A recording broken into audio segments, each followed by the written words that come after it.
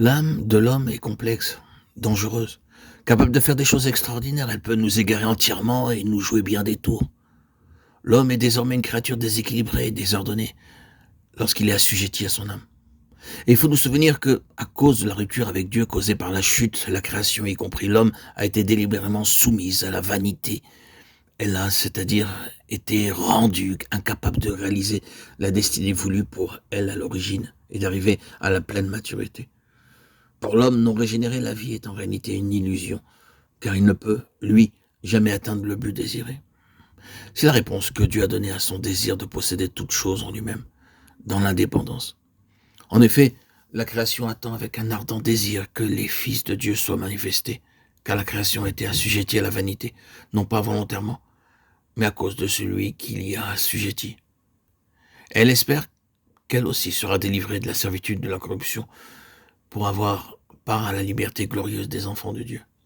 Car nous savons que jusqu'à ce jour, toute la création ensemble soupire, elle est comme en travail, et non seulement elle, mais nous qui avons reçu les prémices de l'Esprit, nous soupirons nous aussi en nous-mêmes, attendant l'adoption, la rédemption de notre corps. Romains 8, 19, 23. Certaines questions vont se soulever après ce que nous venons de dire. Il y en a probablement trois.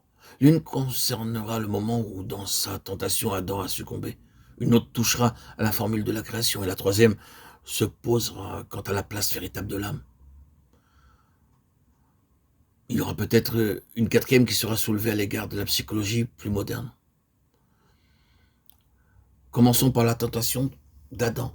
Il est important de réaliser qu'au moment où il fut créé, Adam, tout en étant sans péché et innocent, n'était pas parfait comme Dieu voulait qu'il fût. Il fallait que quelque chose soit ajouté pour qu'il arrive à tout ce que Dieu voulait dans sa nature et sa destinée. Le lien qu'il avait avec Dieu par son esprit humain signifiait une potentialité ou une possibilité et non une union absolue et finale. C'est pourquoi il devait obéir à Dieu, dans une ligne d'ordre et de commandement, plutôt dans la position d'un serviteur que celle d'un fils. Ou, si nous employons la distinction qui est faite dans le Nouveau Testament entre enfant et fils, nous voyons la différence entre celui qui est simplement né et celui qui est parvenu à la maturité. Ceux qui auraient, chez Adam, amené la grande avance sur sa position première, de l'enfance à l'état de fils, du gouvernement extérieur au gouvernement intérieur, de l'état incomplet à l'état complet, c'était la vie éternelle par l'obéissance de la foi.